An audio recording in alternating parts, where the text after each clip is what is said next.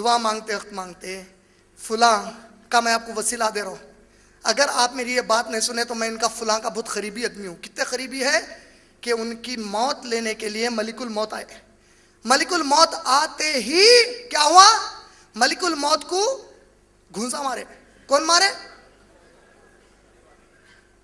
انہوں جس کے مرید ہے انہوں مارے اس کو گھونسا مارے. تو ملک الموت منہ پھوڑ لے کے اللہ کن گئے، جا کے بولے اللہ تعالیٰ تیرے وہ جو نیک بندے انہوں میرے کو ایسا کرے.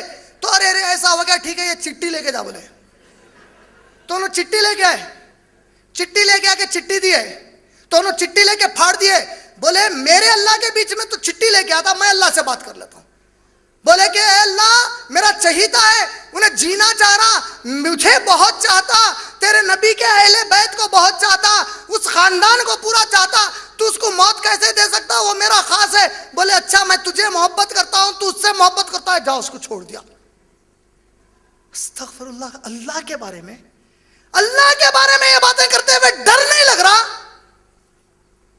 اللہ کے بارے میں یہ کہتے ہوئے ڈر نہیں لگ رہا جو بات کبھی ہمارے نبی نے نہیں بتائی صلی اللہ علیہ وسلم نے؟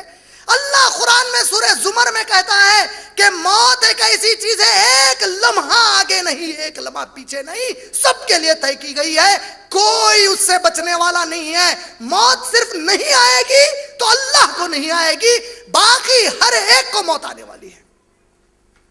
سورہ آل عمران سورہ نمبر 3 آیت نمبر 185. کل نفس ذائقۃ الموت، ہر نفس جو زندہ ہے اس کو موت کا مزہ چکھنا ہی ہے. کل من علیہا فان، ہر چیز فنا کر دی جائے گی. وَيَبْقَى وَجْهِ رَبِّكَ ذِي الْجَلَالِ وَالْإِكْرَامِ، بچ جائے گی کوئی چیز تو تیرے رب کی ذات بچ جائے گی. صرف کیا خیال ہے؟